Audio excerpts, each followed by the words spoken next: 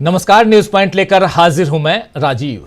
दोस्तों, 2024 के बीतने में कुछ घंटे बचे हैं और नया साल आप सबका इंतजार कर रहा है। उम्मीद है 2025 आप सबके जीवन में नई खुशियां, नई उमंगे लेकर आएगा।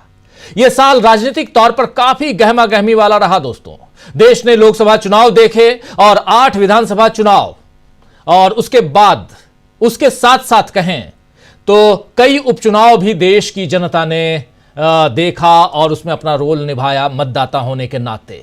लेकिन अब जब अगले साल की बात हो रही है तो अगले साल शुरुआत में ही, यानी 2025 की शुरुआत में दिल्ली में चुनाव हैं और उसके बाद बिहार में चुनाव होने हैं।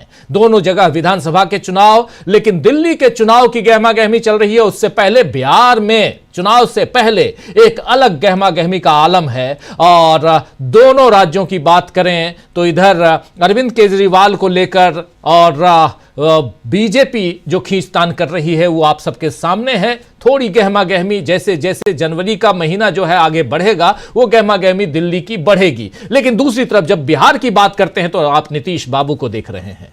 अभी कुछ दिन पहले ही, कहें तो कल ही वापस लौटे हैं दिल्ली से। 2 दिन के लिए दिल्ली आए थे और अब दिल्ली से वापस लौट गए हैं। नीतीश बाबू का हाल ऐसा हो गया है कि कह सकते हैं कि बहुत बुरी तरह फंसे हुए हैं नीतीश बाबू। आखिर जाएं तो कहां जाएं, किधर जाएं? नया साल उनका भी इंतजार कर रहा है। लोग कह रहे हैं कि 14 जनवरी को बहुत बड़ा धमाका करने जा रहे हैं नीतीश बाबू। हो सकता है कि वो पलटी मार लें।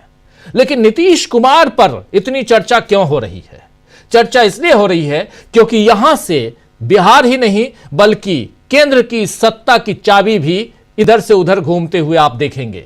यानी उनके पास दोनों जगह की चाबी है। नीतीश बाबू के हाथ में खुद सीएम के नाते बिहार की सत्ता है, तो उनके हाथ में एक बैसाखी बने हुए वो जब नरेंद्र मोदी के साथ नजर आते हैं तो दिल्ली की सत्ता भी है। क्योंकि भरभरा के ताश के महल अगर गिरते हैं तो आप जानते हैं कि कुछ बचता नहीं है। और वैसा ही हाल यहां हो सकता है दिल्ली में।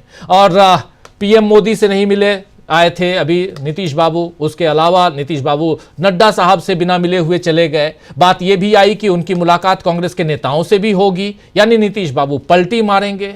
और उधर बिहार में बीपीएससी के परीक्षार्थियों ने भी नीतीश बाबू के नाक में दम कर रखा है, आप जानते हैं। इस बीच तेजस्वी यादव ने दावा किया है कि बिहार के मुख्यमंत्री नीतीश कुमार अब सामान्य रूप से काम करने में सक्षम नहीं हैं और मुट्ठी भर करीबी सहयोगियों ने उन्हें बंधक बनाकर रखा है।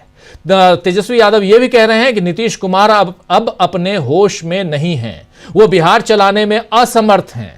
और यह भी दावा है तेजस्वी यादव की तरफ से कि नीतीश कुमार खुद निर्णय नहीं ले रहे हैं, उन्हें उनकी पार्टी के 4 नेताओं ने बंधक बना लिया है, जिनमें से 2 दिल्ली में और शेष 2 बिहार में हैं जो फैसले ले रहे हैं।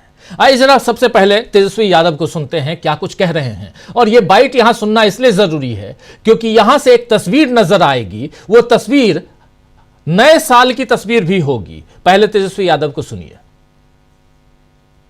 यहाँ कोई सरकार है ही नहीं और सरकार जो है नीचे आगे वो होश नीचे करो भाई, नहीं। नीचे करो थोड़ा पहली बात, चिराग पासवान हो, जीतन राम मांझी हो या उनके दोनों उप मुख्यमंत्री हो बीजेपी के, पहले ये हमेशा कहते थे कि नीतीश जी की मानसिक संतुलन जो है वो ठीक नहीं है। अब स्थिति ऐसी आ रही है कि अब चर्चा करना पड़ेगा कि यह सरकार है भी कि नहीं।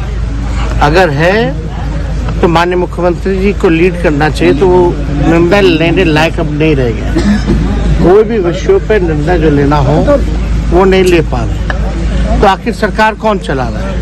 तो सरकार जो है चंद रिटायर्ड अधिकारी और 2 एक नेता हैं जो 2 दिल्ली में 2 पटना में हैं, वही लोग अपने फायदे के लिए निर्णय ले रहे हैं। उन लोगों का कुछ नहीं है, बीजेपी से तालमेल है। उन लोगों को अपना देखना, बिहार को इन लोगों ने छोड़ दिया, बिहार की जनता को छोड़ दिया। यहाँ लोग जो है आप देखिएगा, नौजवान हो, पीड़ित हो, किसी से संवाद नहीं। मुख्यमंत्री यात्रा पर निकले, कोई संवाद नहीं, ना मीडिया से बात, ना बाहर बात, ना सदन के अंदर बात, ना हमारे चिट्ठी का कोई जवाब, ना किसी के जवाब, ना केजरीवाल जी का जवाब वो नहीं देते हैं उनके चिट्ठी का। अरे केजरीवाल जी मुख्यमंत्री रह चुके हैं भाई, और उनकी चिट्ठी का जवाब संजय झा देंगे? ही तो आप देखिए क्या स्थिति हो गई है।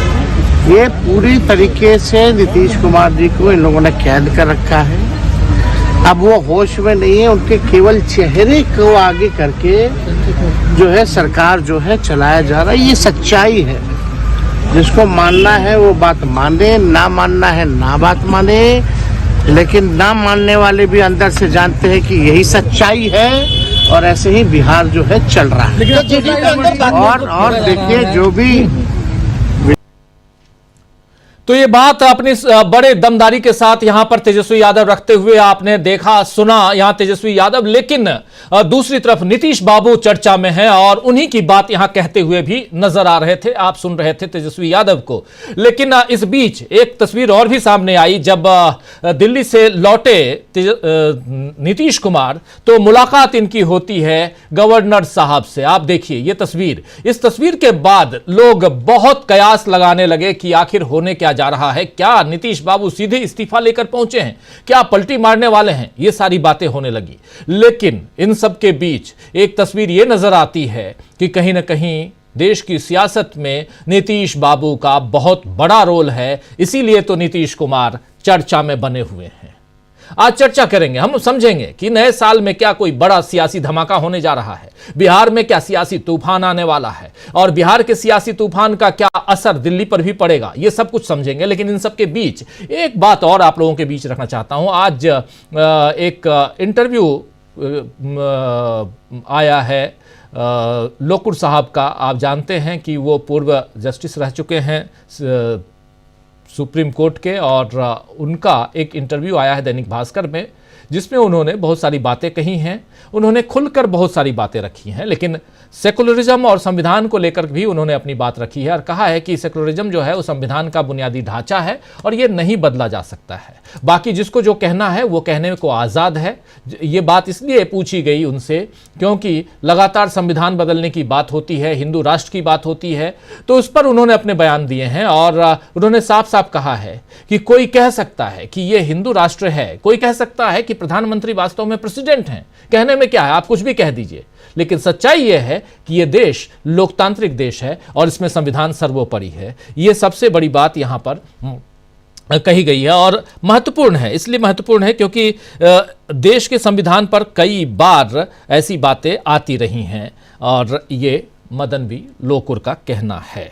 खैर, लोकुर साहब खुल के अपनी बात रखते हैं, रिटायर हो गए आप जानते हैं, और उन्होंने वकालत से लेकर जुडिशरी में बहुत काम किया। सुप्रीम कोर्ट में उनको लोग बहुत अच्छी तरह से जानते थे उनके कई निर्णयों के आधार पे। लेकिन लोकुर साहब को इस रूप में भी जाना जा सकता है क्योंकि जो 4 जजों ने जब प्रेस कॉन्फ्रेंस की थी देश के खिलाफ, नरेंद्र मोदी की सरकार के खिलाफ, उसमें से एक जस्टिस मदन वी लोकुर भी थे। इसलिए और इन सबको उन्होंने अपने इंटरव्यू में याद किया है। चलिए, मदन वी लोकुर का जिक्र इसलिए क्योंकि संविधान का जिक्र आज आएगा जब हम अपनी चर्चा को आगे बढ़ाएंगे। लेकिन हमारे चर्चा के केंद्र में नीतीश बाबू और तेजस्वी यादव, और जब यहां से बाहर दिल्ली की तरफ आप आएंगे तो और 2 नेता आते हैं सामने। एक नरेंद्र मोदी आते हैं और दूसरे राहुल गांधी आते हैं। क्यों मैं नरेंद्र मोदी की बात कर रहा हूं? क्योंकि नरेंद्र मोदी की सत्ता के साथ जुड़े हुए हैं, और या कहें तो नरेंद्र मोदी की सत्ता जो है वो आज काबिज इसलिए है, वो प्रधानमंत्री इसलिए हैं क्योंकि नीतीश उनके साथ हैं। और राहुल गांधी का नाम इसलिए ले रहा हूं क्योंकि नीतीश जब उधर साथ छोड़ेंगे तो राहुल उनके साथ नजर आएंगे। क्या इन सब के तार को अगर जोड़ा जाए तो नया साल जो है सियासी तूफान लेकर आने वाला है।